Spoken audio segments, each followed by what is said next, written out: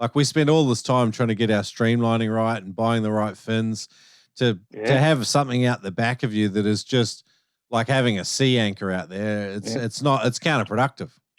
yeah.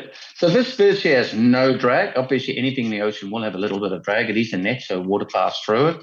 Saying that, when you have 24 lobsters in the bag, there is drag, supposedly. But that'll But be it, just it's the a, drag from the lobsters, and that'll be a yeah, nice one.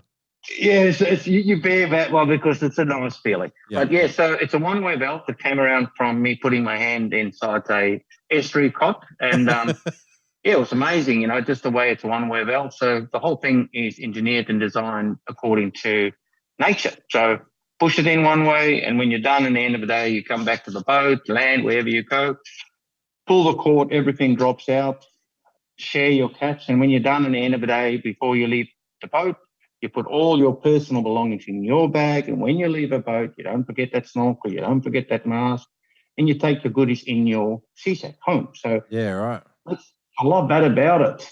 Mm, mm.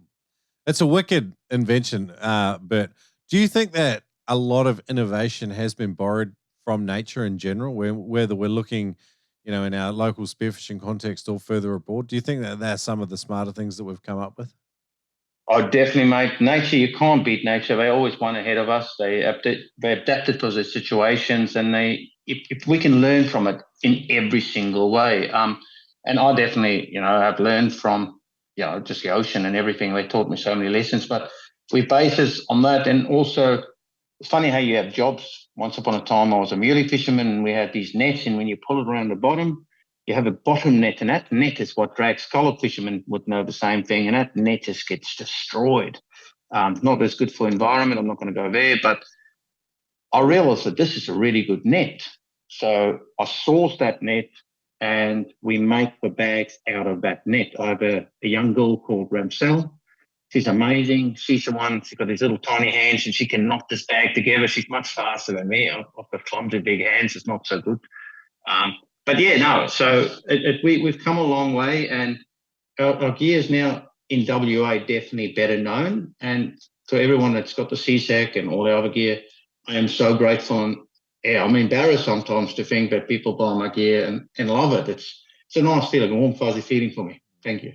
Fantastic to hear a bit more about the CSAC and kind of the passion, the inspiration behind where it come from, and kind of how it's performing. I think, like you've sort of said, I think the CSAC's doing pretty well in Western Australia. I don't know that it's got, it's got, it's like it's received as widely across Australia and further abroad as it possibly could be. It's definitely an awesome CSAC. I've used a couple of them myself now. Memorably, one I used down in South Australia when I was diving off some rocks down there chasing lobster, and we got a few. And like you say, it sort of glides through the water. I think it's the best catch bag on the market. I don't think it's as widely adopted as I'd like it to have been. So if people want to check that out, it's definitely up on oldmanblue.com.au. Yeah, I love it. I love that bag. And as soon as you showed me and sent me one, I was like, this is a no-brainer. This is the best cray bag I've ever seen. And even when I was back in the day scuba diving, we had those awful scuba diving catch bags. Like Yeah. this bag gives you just a bit more appreciation for the craft, I guess, of making and designing and thinking about how gear can be better done. So it was very cool.